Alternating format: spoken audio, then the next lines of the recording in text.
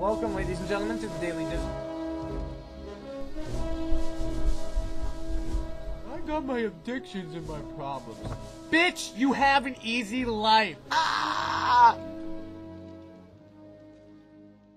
Welcome, everyone, to the Daily Dizzle for Wednesday, March 2nd, 2011. This is Tommy Dizzlemits here, as always. Today we've got a lot of upcoming movie news to run through. In addition to the latest Crazy Train antics from Sheen, only one day has passed, yet oh so much has happened. I guess he went out and recorded all those interviews to be aired yesterday so he could make a productive use of the day. So we'll have coverage of what that ended up leading to. But first, we're going to jump right into the latest movie news. Starting off with some notes from Matt Damon. He's out promoting The Adjustment Bureau, which will be his latest movie in the wake of the Bourne series to not do so well.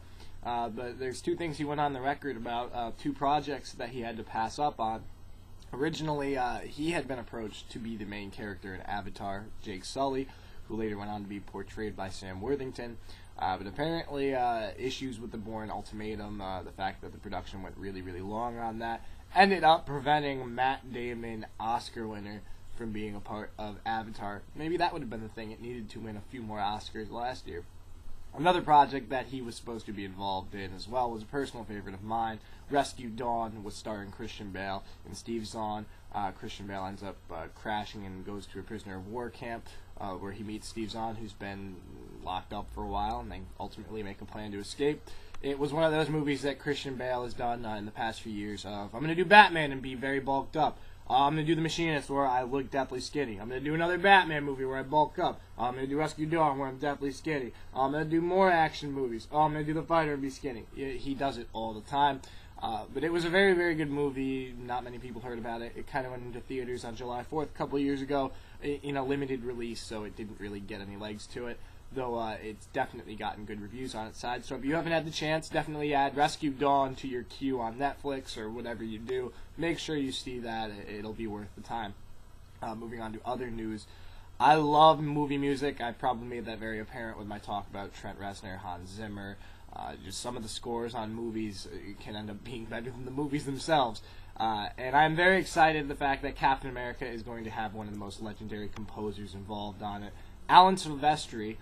Most well known for like Back to the Future. He also did Forrest Gump among many other movies, but he hasn't done a comic book movie since Judge Dredd. His last scoring assignment was last year's The A-Team, but I just can't wait to see what theme music he comes up with for Captain America. I mean, the Back to the Future theme song is something that I can still go back and listen to as an individual piece of 3-minute music anytime I want to and enjoy the hell out of it, so he's going to have something very, very good in store for the Captain America theme, that is definitely for sure. Now, with I Am Number 4 having been released earlier this month, we've made many comparisons between that and other youth-aimed franchises that never really took off the ground after the first entry. Originally, years ago, you had the movie Jumper. Even last year, you had Percy Jackson, which didn't hit the blockbuster expectations on the American side of things, so everyone expected that that was a failed franchise. However, Fox is going through and doing whatever they can to get a sequel to Percy Jackson moving as quickly as possible. They have a whole book series, so many stories that they can go off of with that. They're trying to prevent what happened when they picked up the third Chronicles of Narnia movie from Disney. There was a couple-year gap between the second and third one. There was already audience erosion from 1 to 2, so the couple-year gap didn't help as like half the American audience didn't return. However, as is the case with Percy Jackson, the third Chronicles of Narnia movie made so much around the world that you might see a fourth one greenlit in the future.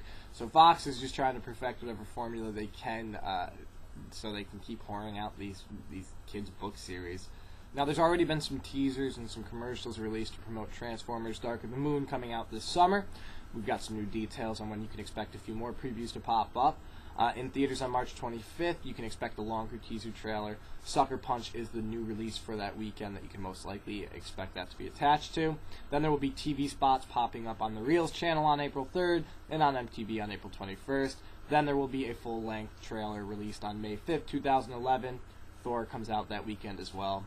Thor and Transformers are both released by Paramount, so odds are if you go see Thor, which will be the start of the movie season for the summer, you can also expect the preview for the biggest movie of the season. So props to the marketing department on that. Sometimes you'd expect that those things would be very simple to figure out. you have one big movie coming out, might as well attach a preview for your other big movie to it. Sometimes that never seems to pan out well for some of the more inept companies out there. Now to the latest sequel news coming out. A lot of people expected a sequel news to the A-Team after it came out because they were fans of the show and the show ran forever, so, when are they going to do another one? Ever since it came out on DVD, they've been pretty much saying that there has been no talk, it didn't really do enough business, and it was really going to depend if the DVD was a huge success.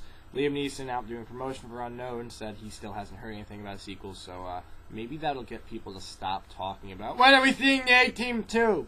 Probably not anytime soon. Meanwhile, Josh Brolin, it never hurts to have an Academy Award-winning actor as your damage control.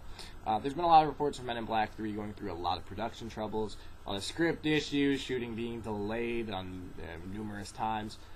So there's been rumors that they're trying to fix the script, and there's some issues with it.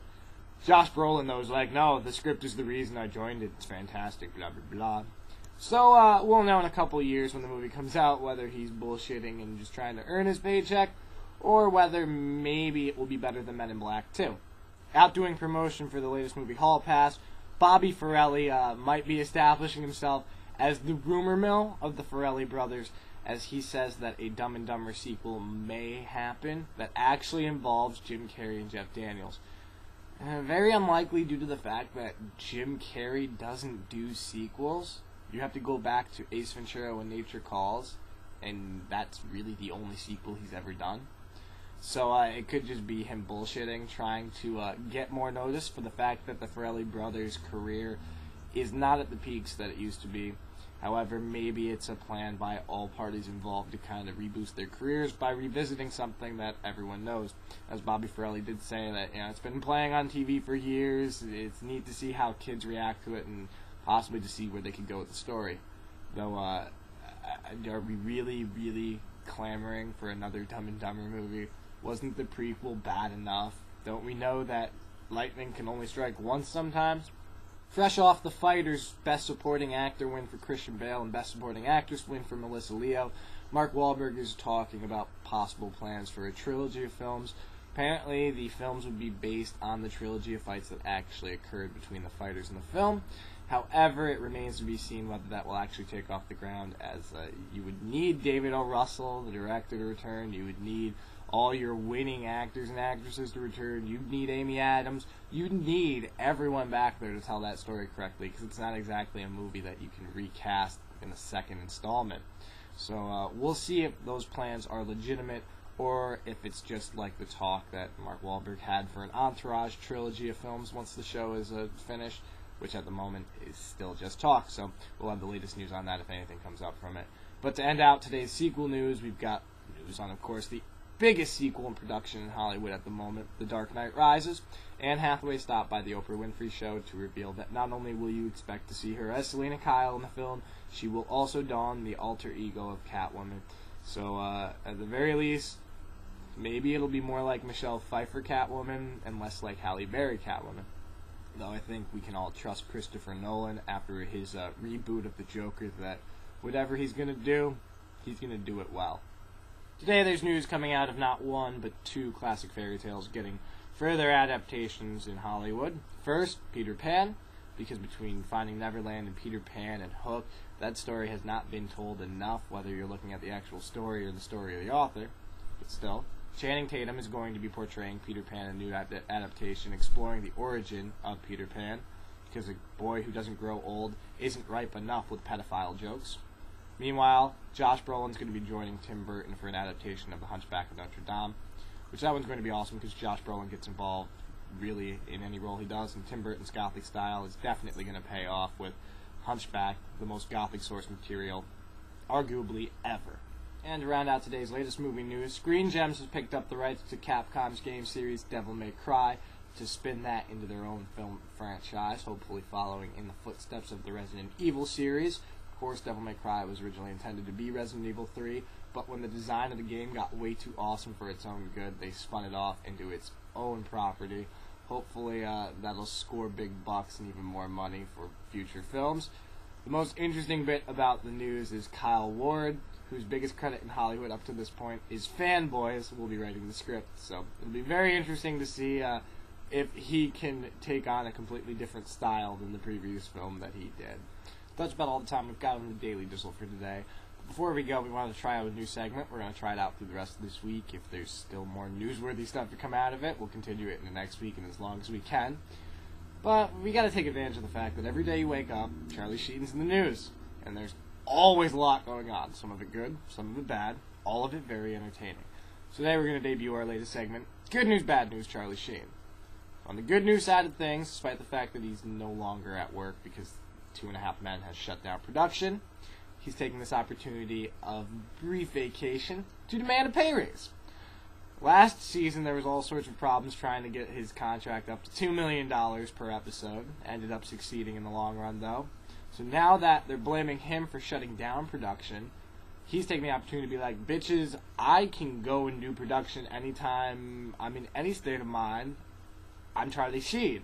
So it's really you guys being lazy and shutting it down for yourselves.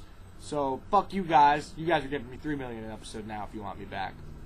So, I think it might ultimately be bad news because you probably just won't see 2.5 Men come back. But at the very least, it'll be good news for Charlie Sheen that he won't ever have to pay for any of his addictions ever again if he keeps making $2 to $3 million per episode for whatever crazy-ass piece of crap show he's currently doing. However, it wouldn't be Charlie Sheen if we didn't have some bad news to talk about. This guy really needs to learn the art of subtlety, or at least a slight bit of self-control. You don't want your ex-wife to be able to go out and have evidence specifically that you said to her, I will cut your head off, put it in a box, and send it to your mom. I really can't think of any situation where you should say that to anyone.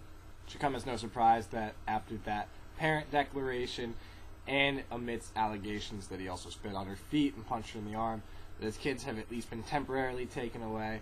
There's also allegations flying around that one of his associates that he had fired, he put a hit out on before rehiring him. Yeah, that sounds about Charlie Sheen to me. So yep, that's all the time we've got for the Daily Dizzle today, but we do thank you guys for joining us here as always. If this is your first time checking us out, be sure to check back Monday through Friday and on the weekends as well for a weekend update. You can click the username Dizzlemits or go to youtube.com/Dizzlemits.